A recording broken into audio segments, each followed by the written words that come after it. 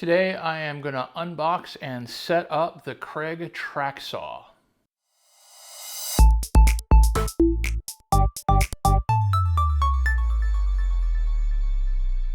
So it's been a few weeks since I recorded the stuff that you're about to see, the box opening and the using of this tool and so forth.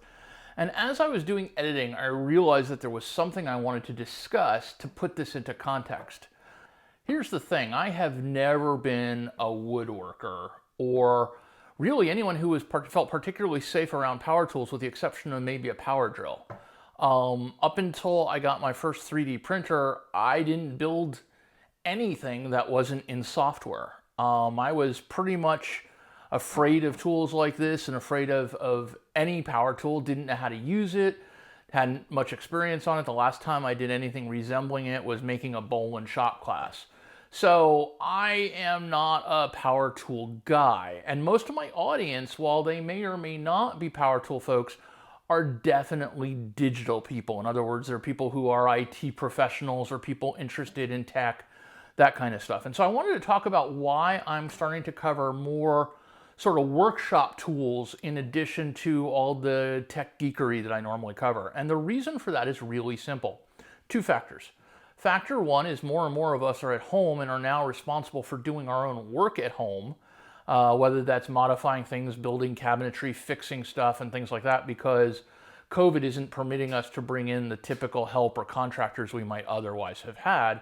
And number two is we're needing to customize our resources, our space, our things that we do. I showed you a few months ago the ultimate cable organizer, and in a few weeks I'm going to show you how I built this thing, which is a dust collector for all the dust that's in here.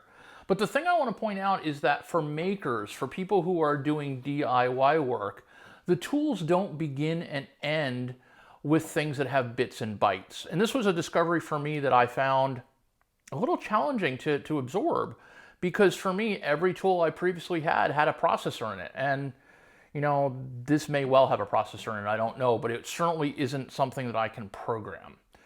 But the point of this is that we use tools as part of building stuff, and the spectrum of tools we use is going to be a little beyond a Torx screwdriver. You know, we're going to need to use things like track saws or router tables or dust collection and things, because we're building things, and things don't begin and end with a piece of plastic. They don't begin and end with something 3D printed.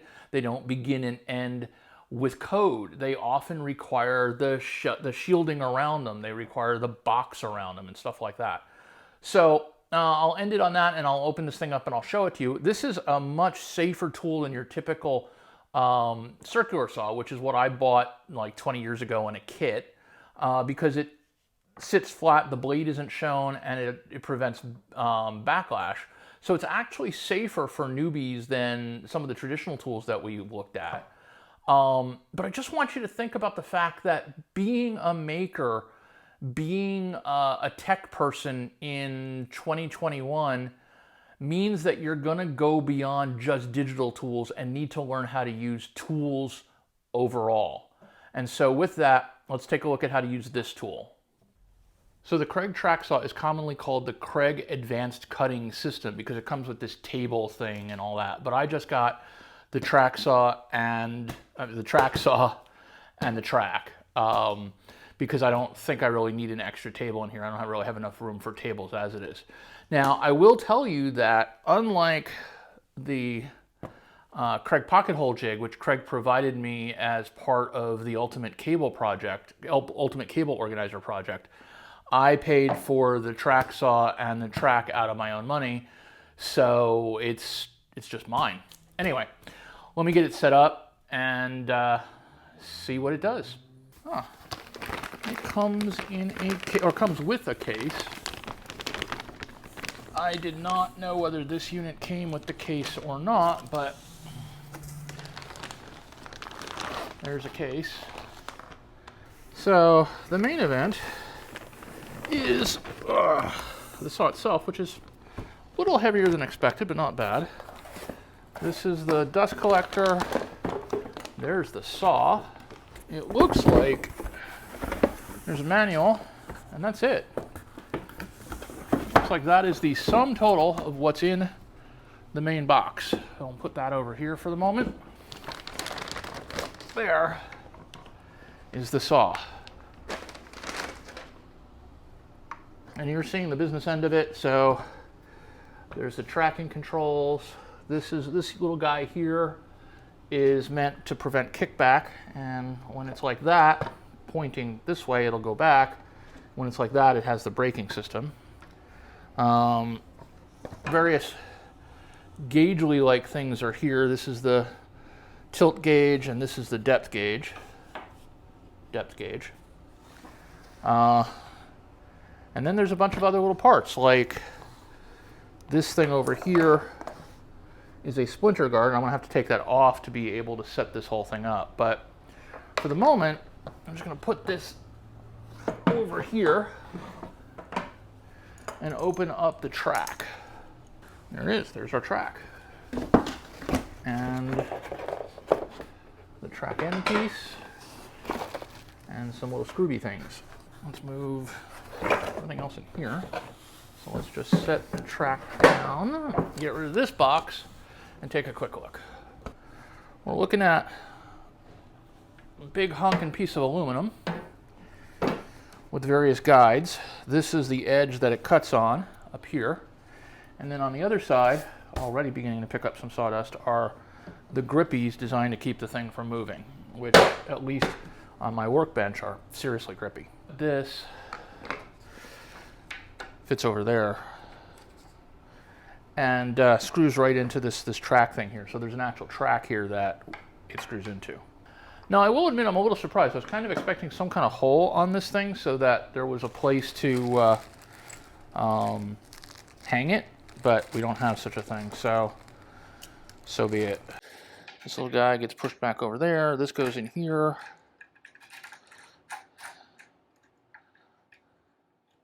And there we go. Tightened down and ready to run. Okay, so that's that. So the next step is going to be actually trimming this piece over here. And what I need to do is I need to create a surface for this to make the first track cut, which is going to go this way. This is the business end on this side.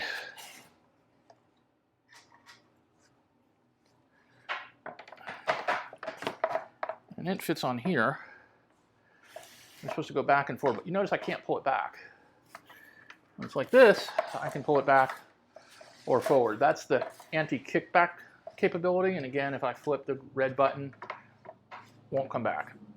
The other thing is that it's teensy bit wobbly. These are supposed to make it more or less wobbly. So I'm tightening it. Now it's so tight that I can't move it in either direction. So I'm going to back it off a teeny bit.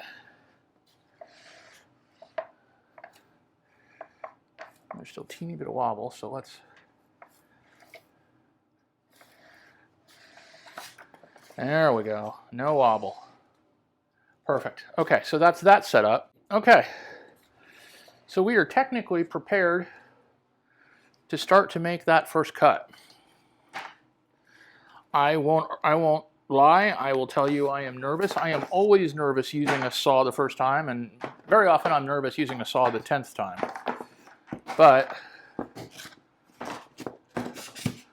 in some ways that's probably good. All right, so this is all the way back here as far as it'll go. What I'm going to do is I'm going to pull the trigger. I guess I have to release the safety. So you have to release the safety and then pull the trigger. Here we go.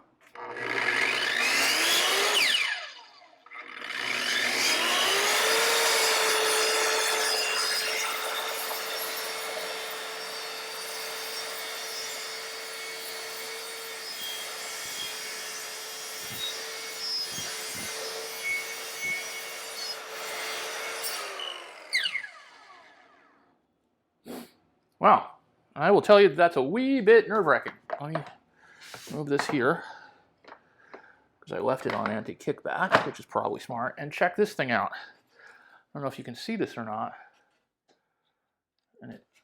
is over here.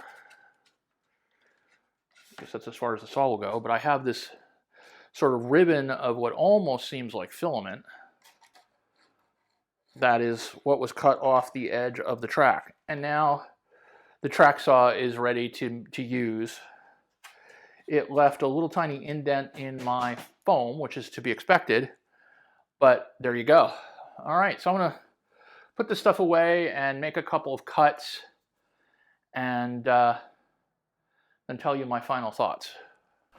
Okay, so I need to make a cut on this board. I need to make the board 21 inches wide, and it is currently, I believe, 24 inches wide. Yep, 24. So I need to make it 21 inches. So let's mark that here. Now let's mark that here. Let's take the track, and I'm going to place the track right on the line.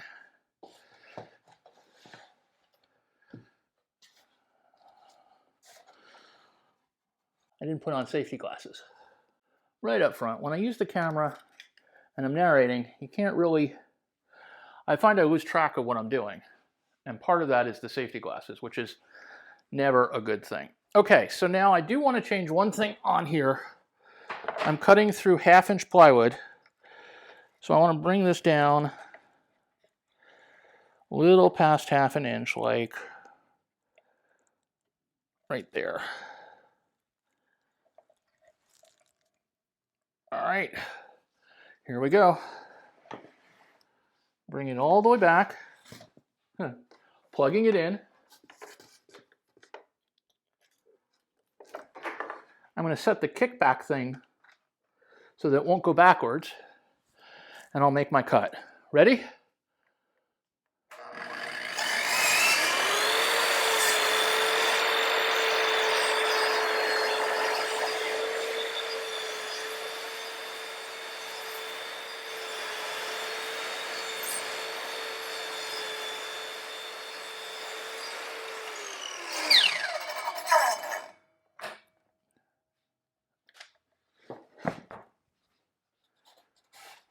And that